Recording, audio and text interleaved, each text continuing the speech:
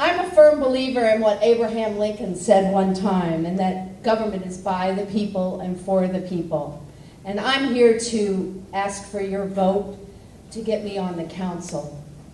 It's time that we had a new foundation there, some new blood, some creative thinking, some innovative thought process.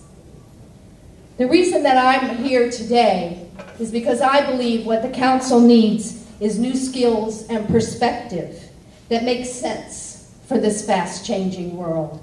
In the last 18 months to 2 years, we've seen our economy dip lower than I've ever seen in my entire life. And I'm here to help speed up the process, read the bills, not shuffle the papers, and cut to the chase with getting things done. Mahalo.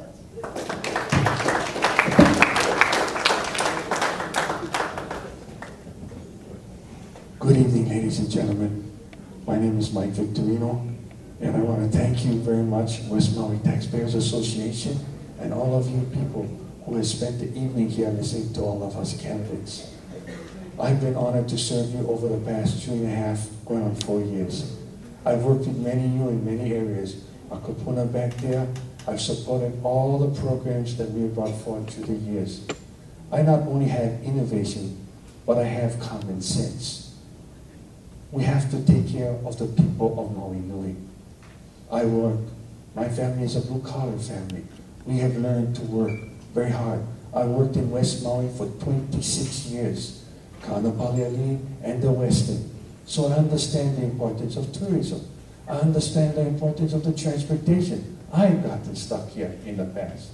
But I believe we are working, and with people like Angus and Roz and many others in the state, and State Senate and State House, we continue to make progress. I'm proud of the record working with our team in improvements that we have been able to make. There's a lot more to be done. I humbly ask from you to continue to support me on this journey to make Maui the best place, not only for our kapuna, but for our keiki who are coming behind of us, so that they can enjoy the quality of life you and I have been able to enjoy. Mahalo. All right, for our first question, we'll go to you, Lisa. In many occasions, development precedes infrastructure development. Because of that mentality, we are faced with failing or lacking infrastructure. If elected, what will you do to change the current process? Thanks, Zeke, for that question. You know, our development sometimes exceeds our infrastructure, and I think we see a lot of that now. But I think we need to start reaching out to funding outside the box. We can't continue on the same old, same old. This economy has almost brought us to a halt. There are families here, every single one of you is touched by someone that is not able to get a job.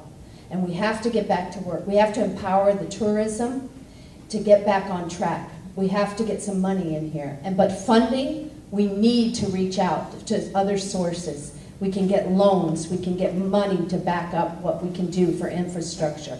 And we need to do something, anything right now, because nothing is being done, in my opinion, in the council. I'm not presently serving on the council, so I don't have all the answers to those questions, but I'll tell you what, I will get the answers. Mahalo. Same question to you, Mike. 1 minute. Thank you. We continue to progress with our state and federal people to look for funding for infrastructure improvement. As you mentioned earlier, Senator Danny Noy has been very instrumental in bringing additional federal funding. One of the big things this council has done to make a difference is to make sure when development and other projects come forward, we put in conditions that run with the land so that when they're entitled, then these projects have to do the infrastructure improvements, partnerships that have been promised to us have to be fulfilled. And it's not by the present owner, anybody else who may own the property. So we are working hard to make sure that all of the promises that are made, the partnerships that we form, are fulfilled. Because if there's one thing that's always been lacking, it's the fulfillment of commitments. And many of us have seen that happen. And I make sure that it won't happen in the future. Mahalo. 1 minute to elaborate, Lisa? Yes. I would like to ask Mr. Victorino why it is that he claims that he can do more in the future. Does that imply that he hasn't done anything in the past? Mr. Victorino, 1 minute. Well, you know, I've always done a lot, and I continue to do and want to do more. If my opponent has to say things of that nature, I'm not going to dignify that by a response. Mahalo. Second question will go to you, Mr. Victorino. We believe there's a need to increase the availability of potable water and the infrastructure that goes with it. In your district especially, many of the transmission lines are very antiquated, over 30 years and going. We believe in West Maui that our sources are at capacity or committed to projects. If elected, what would you do to help meet the future water needs? Well, in West Maui, for example, we are continuously trying to look for ways of increasing the availability of water, not only through the source development, but also through ground sources. We have a lot of water that needs to be brought in from the areas where they are to the areas where they're needed. But most importantly is the infrastructure improvements. We've put a lot of money towards infrastructure improvements.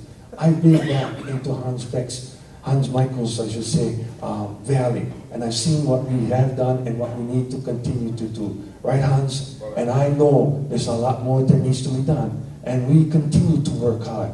I believe this county has a lot committed, but needs to commit more effort and more resources to make sure and make partnerships available for all, to make the water available as a public trust to all the people. 1 minute. Question? Yes. I have to, tonight I heard Alan Arakawa speak about the water situation, and I think Maui County needs to get control of that in terms of being a public trust. You have to remember, this job that we're vying for is to be your representative. We're not here for any kind of power trip or anything like that, but we have to get back to representing the people. And the one key thing here is for you to have the water rights. The public needs that trust, and we have to get it back.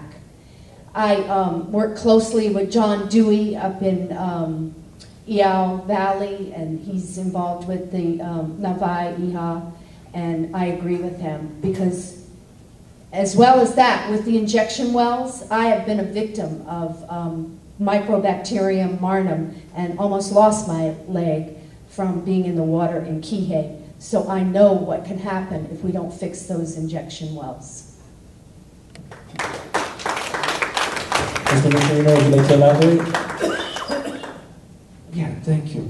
Again, we're talking about water, but you know, that is one of the big parts of this equation. Better storage capacity, and as we mentioned, even repairing of our ditch system, which has been lagging because when the plantations left, they left a bad situation get worse. So there's a lot of areas we continue to work in, and I think we've got to make sure that whether it's potable water, reclaimed water, that all of these sources are protected and is in the people's interest. In other words, the public trust, as has been talked about all night. Mahalo. Mrs. Chappelle, would you like to elaborate? You have another minute if you'd like it.